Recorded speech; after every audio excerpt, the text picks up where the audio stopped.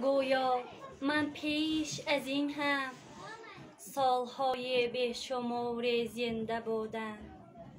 تا کنون بودم جوان و پیر، تا کنون وابسته دنیا و دنیاگی.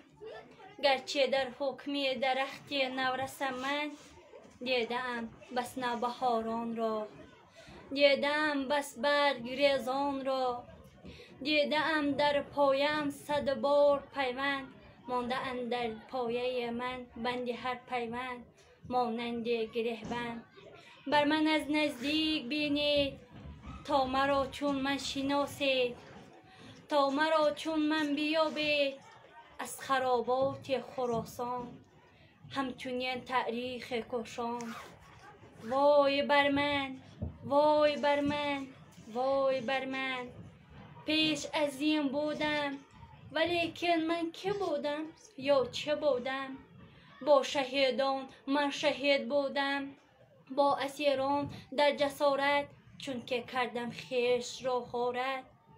هست نقش من در آن نقشه که می ریزد غم انگیزی از منار برج سیستان.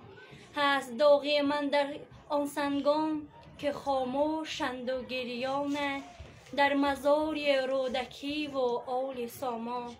بامیان را ساختم من، بامیان را ساختم من، کافیان پرداختم من، کافیان را باختم من. تخت دارا در ره من بود من دادمش به بادش، گنج قارون بر کف من بود من دادمش خرابش. گه ابیستان را کشادم گوی دنیا را کشادم، گه گرفتم جلد قرآن گه شدم همراه شیطان. وای بر من، وای بر من، ای خدا بخشای بر من.